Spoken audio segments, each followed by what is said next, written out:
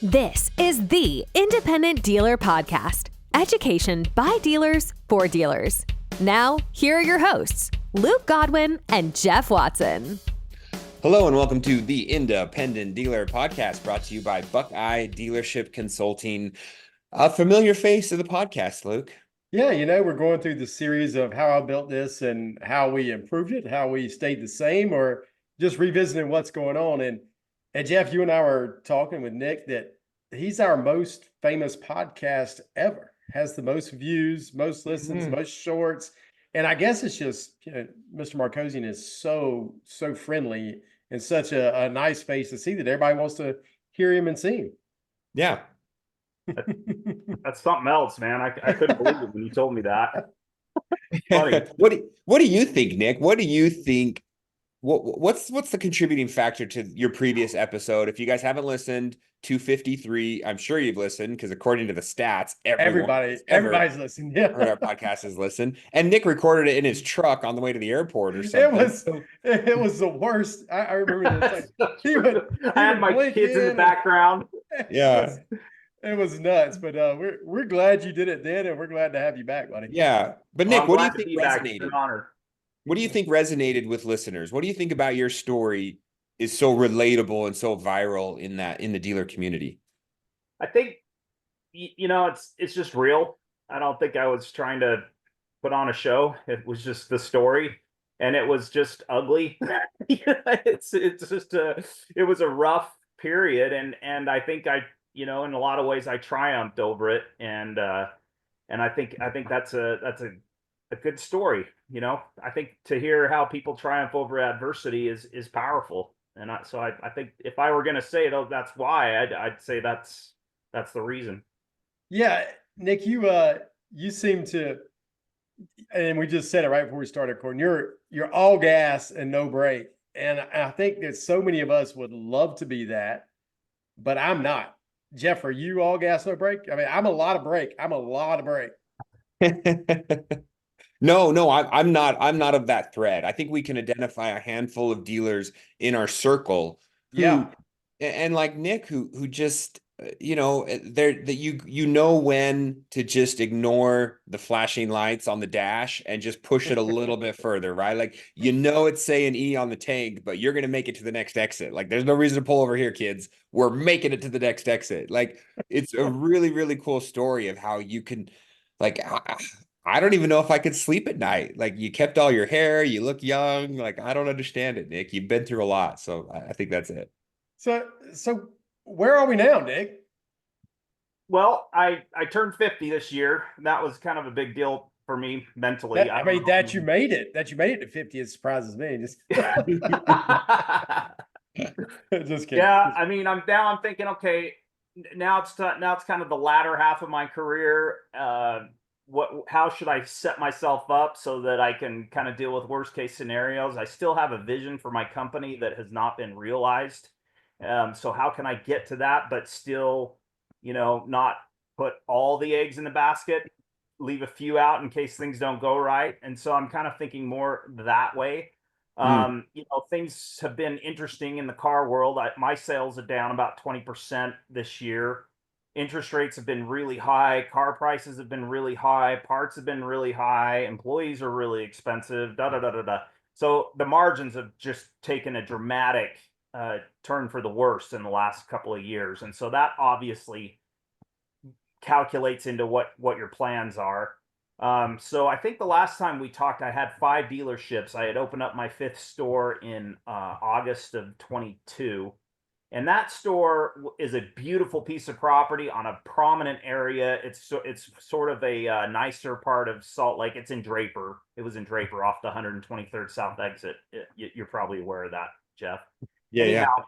Anyhow, it did okay. We were doing 30-ish a month, but the property was very expensive, and it was a property that we should be generating 50 to 60 sales a month out of, and we were putting so many resources into it. We were doing so many Google AdWords around there, and just utilizing everything we had into trying to make it work. And so it felt like just too much effort for too little results. So I closed it in April of this year. and I've leased it out to Auto Savvy. You probably know them, Jeff. But anyhow, Yeah. their salvage title's huge in Utah for some reason, and they leased it, and it's going to be a really good long-term lease that goes up. It's a great move, I felt, because that particular location didn't fit the model. And so closing that down and slowing down sales has enabled me to generate tremendous amounts of positive cash flow. So I've used that to pay down quite a hefty amount of debt. I never did have an offshore warranty, where company set up for just my buy here, pay here warrant, or my lease here, pay here warranties. So I've been able to set that up this year and put a whole bunch of money into that. So there's just a lot of very cool things about not growing that are really attractive. But I can also see how a dealer can get trapped into not wanting to grow because it's so comfortable. Yeah. From a cash, I have never had money. I have never felt like I had money in the bank.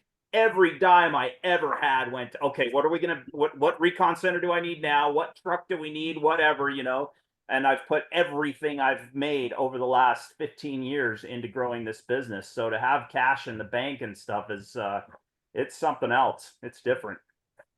Yeah. That's had to have been hard for you to adjust to the non-growth mindset.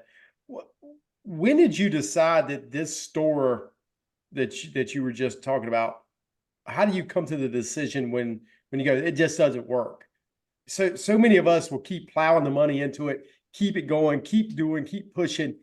But something clicked with you. What clicked with you that you maybe can help other dealers understand that it just didn't work? Yeah, I mean, I think that I could have stuck it out and probably made it work, but we were having some turnover there. It was just really hard to keep salespeople because it was just such a grind to get those 30, 40 car deals out a month. And so that was what part of it, but I'd also borrowed a lot of money in a very short period of time. And it was a little bit alarming to me. It was like, this doesn't feel comfortable. And interest rates were going up and up and up, and still hard to find inventory. And just the numbers just didn't make sense to me. It just didn't feel right, and it was it was a very nice facility. And my smaller stores do much better in a just, around an acre lot, 1,500 square feet of office space at the most, maybe a little detail bay. And this thing was way more than that. And so I just felt it was too much for too little.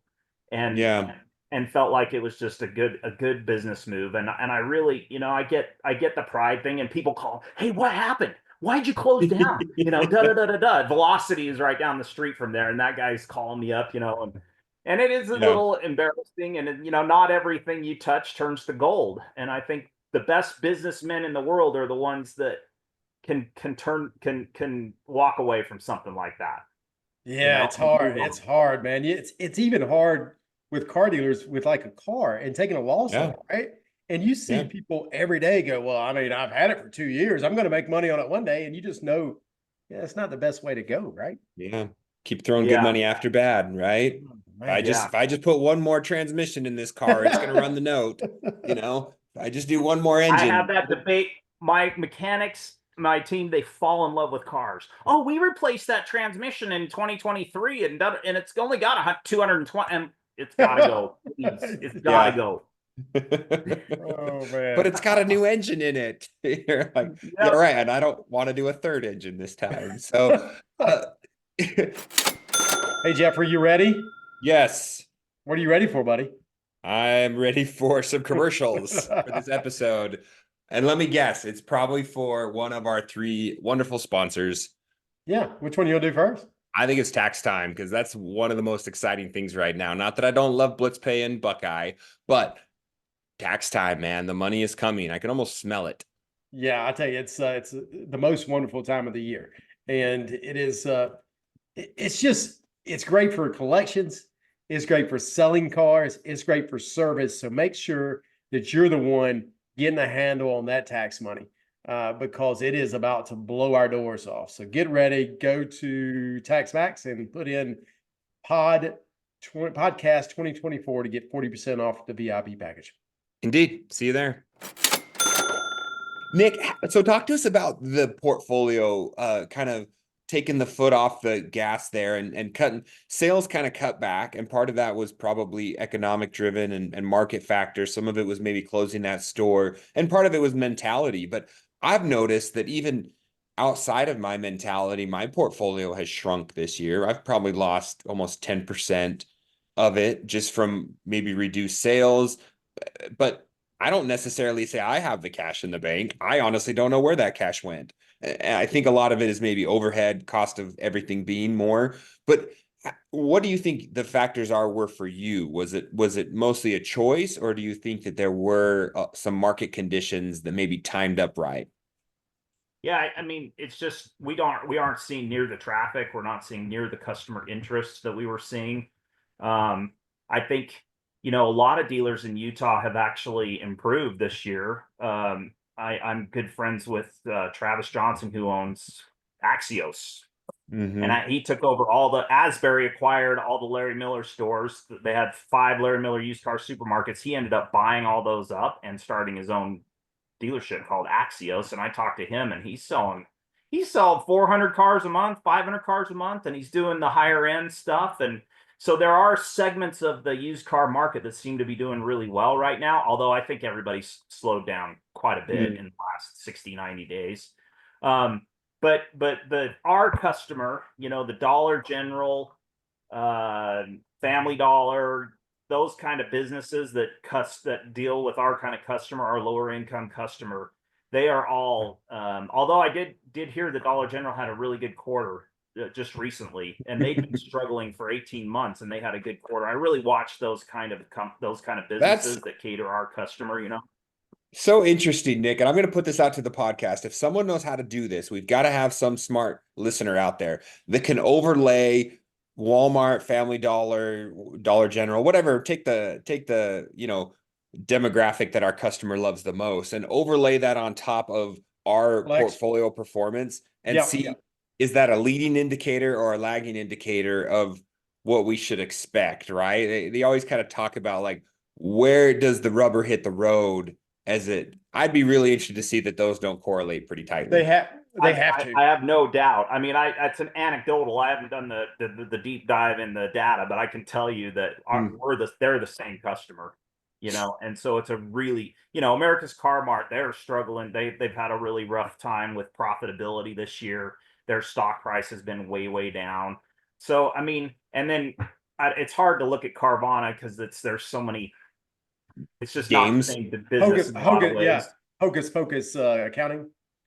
But anyhow, those are some things that I really look at. I look at inflation. I look at what the interest rates are doing, what the overall mood is, and our customers, they always want to buy cars, but if they don't have money, they can't. They're not going to do it, and they know if they feel ready to buy a car or not. So, anyways, I'm trying to think of if that answered your question. It did. And do you feel like it was all sales driven, the portfolio reduction, or do you feel like a lot of that happened on the collection side too? Do you feel like repos went up, voluntary surrenders? I know for me, I could say that yes, I had some collector turnover, which caused me issue, but I have had a lot of voluntary surrenders, a lot of people heading back south of the border, not either they got deported or they don't want to get deported. So I've had drop-offs, but I've had some record charge-offs this year. Yeah, we had a couple of just whopper charge-off months. One was October of 2023. That was the largest charge-off month in the history of our company.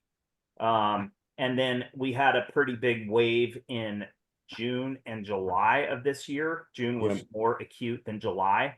And then normally and this is pretty consistent. August, September, October are really high months for us.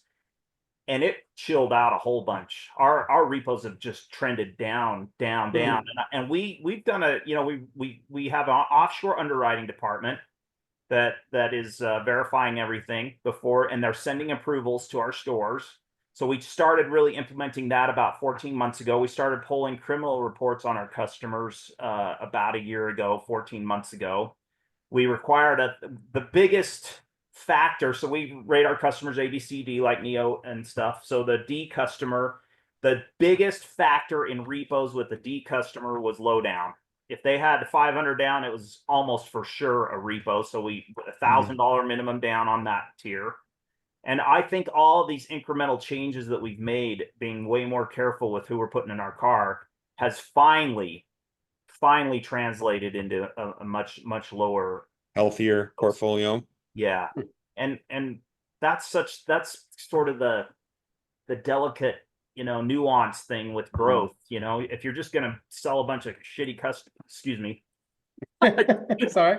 if you're going to just sell a bunch of shitty customers' cars, crappy cars, that's not growth. That's throwing money down the toilet, and that's pretending. You'll pay the piper eventually, right? Even if they do pay, they're a nightmare. They're the ones that are in your service shop screaming at your people, and they're the ones causing all kinds of trouble. And so, anyhow, that's was my focus. I'm not so concerned about volume at this particular moment in time. I'm concerned about getting our processes right, getting the right customers in our vehicles, and then once we got that foundation built, let's do it. I've also had a lot of turnover this year. I had a couple of people that have been with me very long time that have left. It's been quite a year. We've had a lot of turnover with store managers, like unbelievable. Like 1 month, this was I think in September, 3 out of 4 of our store managers quit. Whoa. Or we had to let them go. So it's been quite a ride this year. Is it because they're used to one volume, and then because I could imagine this scenario: you have sales of X amount, you cut that down by 10% because you're being maybe a little more strict with underwriting, which is good. You kicked out those bottom tier of customers, hopefully, and you're only taking A's and B's and a couple C's or something. But then what happens is if those store managers are comped on sales, maybe all of a sudden they see what was just this free ride of easy money starts to get a little harder. They got to do a lot more underwriting. They got to do a lot more vetting, and you're maybe cutting some sales out. Do you think that was a factor at all? That they didn't like? Absolutely. They have a picture in their head. I always call it, if you died and went to Markosian Auto Heaven, and Markosian Auto Heaven for them was 3 years ago.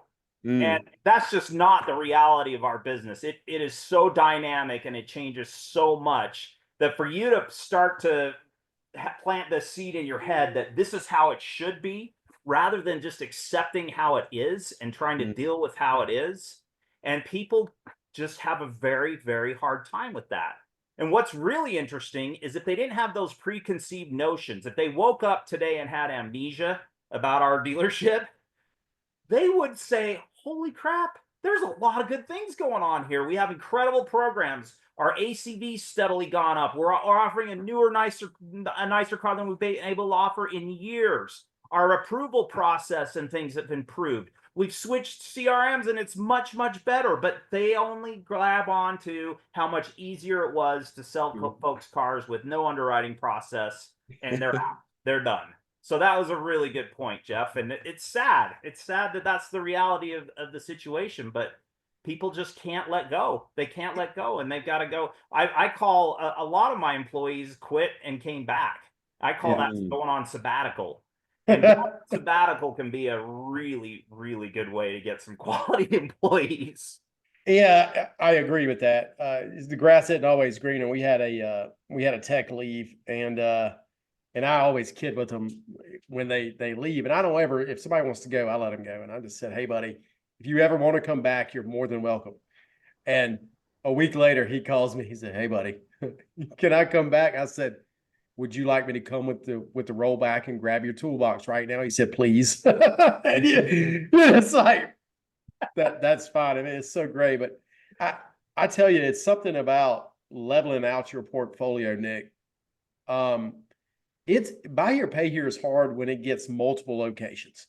And I can't explain. I think retail is probably a little easier because the collections are not, you don't have collections, But man, the bigger you get into buy here, pay here, the harder the processes are to keep running in the right direction, and the harder it is to make everything go.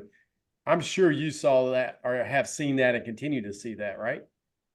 Yeah, I do. I mean, accountability, I think, is the number one hardest thing of all managers. It's not comfortable. It's not fun. And processes that you set up when you slow down, like our reconditioning center, we've let go a lot of the lower level of mechanics because the volume just wasn't there. And when you start slowing down at the beginning, you're just we were selling 170, 180 a month, and we had over 300 cars on the front line. Sometimes it got up to 330 cars on the front line. So we were just washing in way too much inventory. And that creates so many problems with old age, with depreciation, and so on. So I had to figure that out. So I wrote down cars like crazy and had a big Labor Day sale. And now we are in the exact, after getting through all that, now we are in the exact opposite situation. When we first started slowing down sales and I closed that location, most of the cars we were getting back were recyclable. I would say 70% of our sales was recycled inventory. Now, all the cars that we're getting back, we have to liquidate. I'm talking like it was an absolute switch. It was from 80-20 to 20-80. So 80%, 70 to 80% of the cars we were able to recycle, put back on the front line. Now it's more like 20 to 30% of the cars we're getting back are recyclable. So that means all of a sudden I got to buy a ton of cars. I got to rehire mechanics. I got to turn the machine back on. And turning the machine back on requires a hell of a lot of oil. It requires getting back to the processes that we're working when it's just crazy, man. Yeah. And so it's just, I mean, I can't even tell you, this year has been something else. Do you see it getting better? I do. Yeah, I do. I think that, I think that our customers will start to do better. I can see all the apartment buildings coming up, and rent is finally not so just horrifically high in Utah. That's going to get better. I think that just the general change in the country with the leadership. I mean, you can love or hate Trump, but I think just the fact that we're doing something different than we have been is such a psychological plus for our country and for everybody in it. I really believe that we're in for some stronger periods. But I do think the competition is still very fierce. The subprime auto finance business is very attractive because of the yields. And so the bond market is as strong as it's ever been, which surprises us, right? Normally in the credit cycle right now, with delinquencies going up a little bit and stuff, you would expect to see some tightening, but like Capital One, they are originating more auto loans than they ever have. And so the competition's going to be fierce. So, I mean, really, I think what I'm focused on is just trying to improve my value proposition, trying to get a nicer car. I'm really trying to stay away anything under fresh acquisitions, anything under 10 grand. And really focusing on like 80,000 mile, 3-4 year old cars, trying to get that, as much of that as possible, just to improve the value proposition and get more competitive. Hey, real quick, one thing Nick mentioned was one of the most important things he did was he started his reinsurance company. Hopefully he used Buckeye. That's who I use. That's who Luke uses. They are a great company for setting up your reinsurance and getting all your products that are going to help with, in a situation where Nick had some extra cash flow coming in. I know that as a small dealer or a growing dealer, trying to fund your reinsurance company can be a cash drain. Putting that money aside and waiting for it to vest so that you can borrow it back out is sometimes tough, but it is a smart thing to do to whatever degree you can do it currently in your business.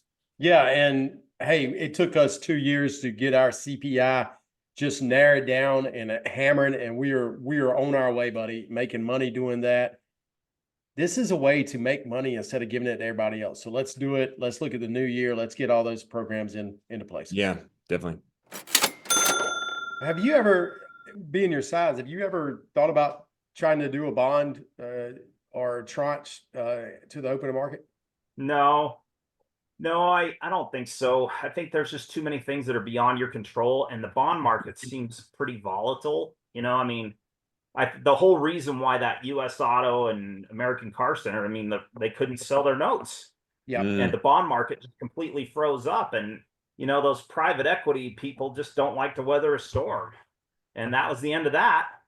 And so I Yeah. think that you make yourself a little too vulnerable to forces beyond your control.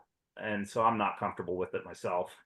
Yeah, especially in the rising interest rate market, which, you know, we're not in currently, but we might get back in if inflation doesn't chill. I could see how you could really get yourself in trouble. Yeah, I mean, I think there is a place for the bond market for big players, but I'm certainly not at that level. I'm not a Tricolor or a Carvana or whatever, you know. Gotcha.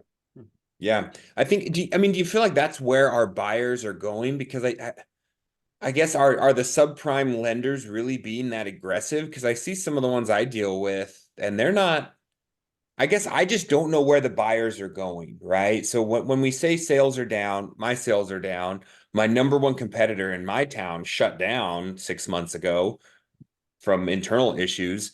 And I think to myself, well, that should be an automatic bump to me because where are those buyers going?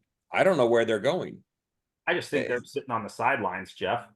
They're Okay. broke, man. They're struggling. They're just making their car last a little bit longer. Yeah, I mean the average age of the cars in the U.S. is now 13 years and rising. So Wow. I think people are just Mm. waiting for to feel a little bit better about their economic situation. So, and I believe that's a huge percentage of our customer. But also, I think that when sales slow down for the new car dealers and the independent retail dealers, they expand their subprime offerings and they get more aggressive about trying to sell that customer a car. So just the general competitive environment, I think, has definitely tightened up. So we just got to get better at our game, and it's got to be real. It can't be us just feeling like we're offering something better. We really need to offer something better, you know. And what does that look like? Higher ACV? I mean, when we talk about in the buy here, pay here space of offering something better, is it a nicer, newer car? Is it the things that go along with the car, like warranties and service contracts? Is it what is it that distinguishes us? I think it's all of that. I think it's customer service. You know, we really look at how many of our phone calls get answered. That's such a huge. I can't tell you the hell we've gone through with dealing with phones. Dude, Oh, same here. Answering phone calls is one of those things that has to happen and never does. It sounds like it's so simple, right?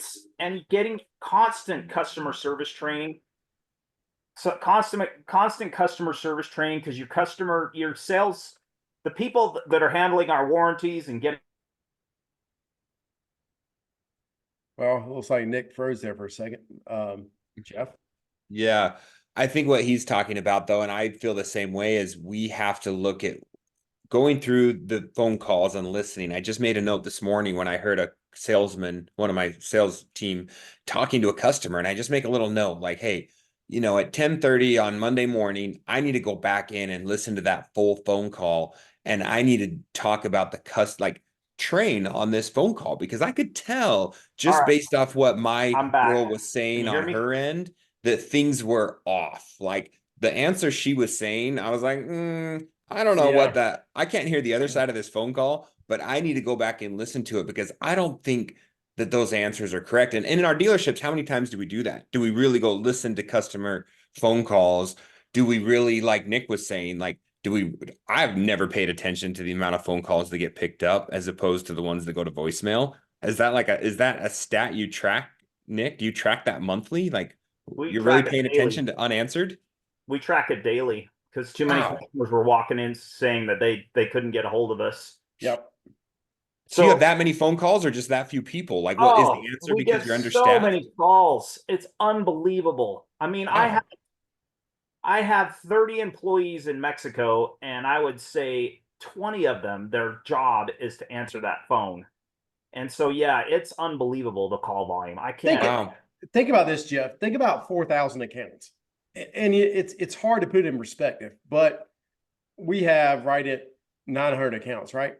And if you walk into my office right now, that phone rings from 7:30 a.m. to 7:30 p.m. and we're not even open all that time.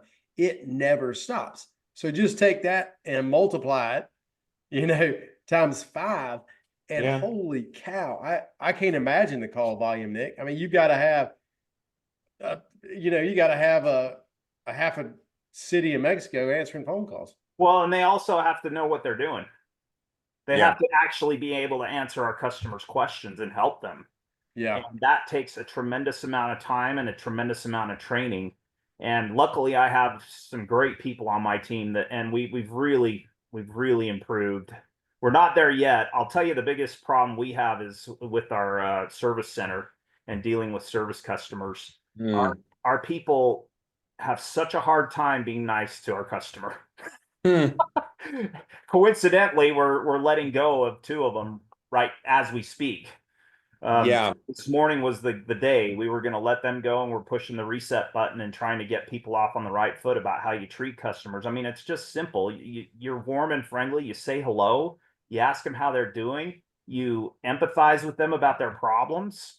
If and you try to help. Just use common sense to try to help our customers. And so, like we have 70 loaner cars. I can't even believe it, that we have 70 loaner cars. And I feel like, we've made a deal with our customer. You're going to pay us a lot of money. And in exchange for that, I'm going to make sure you got transportation no matter what. Yeah.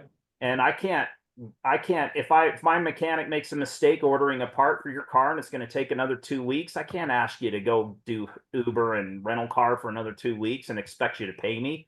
Yeah. So I've in the last year, we've built up a huge fleet of loaner cars, just as an example. Yeah. Well, they go a long way. Yeah. That's a value add that I get the risk. I know there's a lot of people listening right now that are cringing and ducking under the table, but set up correctly, that's a value add that someone of our size and scale can add, because it really is a transportation solution, right? I mean, And I just feel like keep them on the road. How can we ask them to pay us if we are not providing them the transportation that they signed up for? I don't know. There can be both sides, but to me, it's just a no-brainer, and it's really, really helped. I think it's one of the things that's really changed our repossession picture. It definitely, and I can't imagine, I mean, from a service writer standpoint, it's very, very helpful to be able to say, hey, Mr. Customer, yes, I'm sorry you just bought this. I'm sorry it broke down, but here's a car. You're going to be with wheels while we get this figured out. What we really found on our side, we just let go of a service writer, and it turns out he was saying yes to too many people. And so our goodwill got completely out of hand. Just because there was no pushback. There was never any owner responsibility to say, hey, you know what, you're going to have to participate in this repair, or no, we're not going to cover the battery after 3 months. Like, he was just saying yes to everybody. So things were getting out of hand on the other side. There's definitely a balance, and it's really the 3 F's: firm, friendly, and fair. Jeff, we got to put the money in the bank, and Yep. we use Blytzpay to put our money in the bank from credit cards. Yeah, if you're like Nick and you're slowing down sales a little bit, and you're kind of slowing down your accounts, you're definitely socking away a lot of cash. So it's very, very important that you make it easy for your customers to pay. And on a scale like he does, I don't know who Nick uses for his payment processor. I'm sure all these payment processors are knocking on his door trying to get his business, but you got to be able to get it quick and get it fast. And it's one way to help eliminate some of those phone calls and some of those headaches that you do get at that scale. Is you've got to automate the process, and you've got to help your customers solve their problems, right? And that's one great thing about Blytzpay, is with the payment, the portal that they have, they can solve their own problems. They can add their own cards. They can set up their own auto pay. It just makes it so much easier. Yeah, I mean, on the scale that he was probably having 5 or 6 people a day taking payments. And Blytzpay, you don't need that. You can get it done the guys can do it all by themselves. Yeah. Awesome. Give them a call. I love that. And from a retail perspective, compared to buy here, pay here, or lease here, pay here, a bad phone call in a buy here, pay here, or lease here, pay here will cause a repossession. I mean, easy, like boom. Mm-hmm. Retail, it doesn't matter, right? But that buy here, pay here phone call is so important. If they can't get you on the phone, a lot of times they can't make the payment. If they can't get your service partner on the phone, they're not riding. And if they get your service department on the phone and oh well, we can't help you, that's a repo. So that's super important. Those phone calls are. Yeah. Agreed. Nick, tell us this. What else? What closing advice would you have for dealers that are listening that have obviously they know your journey, they know what you went through before, kind of what you're going through now. What other advice or closing, kind of lessons have you learned over the last 2 years that you could share with us? Well, I think that golly, there's a lot. I mean, I've been able to change to have a really nice lifestyle. I've enjoyed a lot of fun vacations, and I ride my bicycle just about every day. I've taken up saxophone I played saxophone when I was in college and high school, and I was pretty good at it, and I missed it terribly. So I've started getting involved with that big time and do gigs and play at weddings and things like that. It's super fun. And I practice a lot. I practice at least an hour a day, sometimes more. And so because business just doesn't require so much of my attention, and I'm not pushing the gas pedal right now, which is what I enjoy. I really don't enjoy the day in, day out mundanity, if that's a word, of the business. And where can I be most helpful to my people? It's coaching them. It's having a shoulder to cry on. It's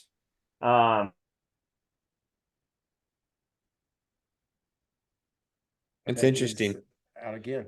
We lose Nick again, right when he's about to give us the most juiciest part. Apparently, he needs to work on his internet connection up there. That's the reason the phone calls aren't being answered properly. It's because the internet keeps cutting out. Service. But I agree with him, and what I find is that it's the working on the business and not in the business. And when you have scale like Nick has, it's almost impossible for Nick to work in his business. He's not walking out there and detailing a car, moving the front line around, or jumping in and doing the stupid stuff that we do because we're probably physically in our dealerships and we're hearing bad phone calls and we're seeing customers that need to be helped. Nick is got such a large operation that he is really only forced to work on his business, which is, yes, training, coaching, checking the numbers, tuning into things and making sure. I mean, I think, Nick, you still buy a lot of the cars, right? Yeah, I do. Yeah. I mean, that could take all day. You could put in 24 hours a day buying. I don't know how you get that done, because I only have to buy, 30 to 40 a month, and it takes all my day. Yeah, well, I had to go back. I had to come back to work, in the last few days.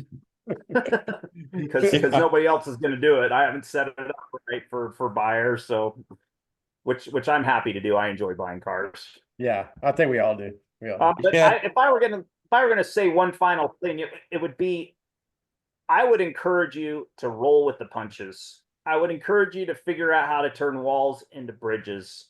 I would encourage you to figure out how to turn chicken shit into chicken salad, lemons into lemonade, and just not dwell on the negative stuff. I mean, sales are off 20% this year. We've had a lot of changes in our personnel and a lot of other things, but I've generated a lot of positive cash flow. I've been able to take some extra time off because it's not so crazy.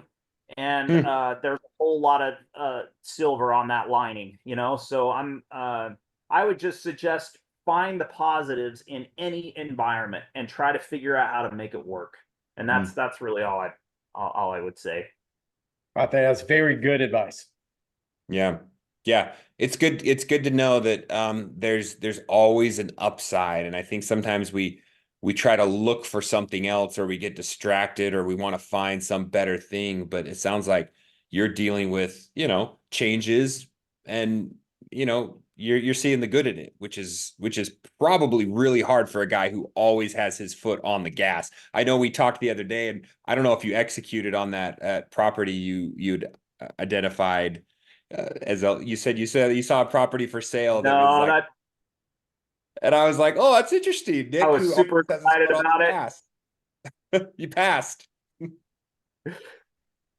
Yeah, that's awesome. Passed. I did, and it was hard. I really saw the, I still, like I said, I don't know if it was on air or off air, but I still have a really cool vision for my company, and I know that I'm gonna make it happen. it just ain't going to happen right this second. Rome wasn't built in a day, and there's a time and a place for everything. And I'm my intuition and my gut has led me to a lot of good places. And my gut's telling me right now, just get your processes firmed up, get your back super strong, and get ready, because there's going to be opportunity. There always is. It's inevitable. You got to know when to push and you got to know when to pull back. And that's part of being a business owner. And it's not always, you don't always see the writing on the wall. Sometimes you just got to feel it. So I like that. I like that.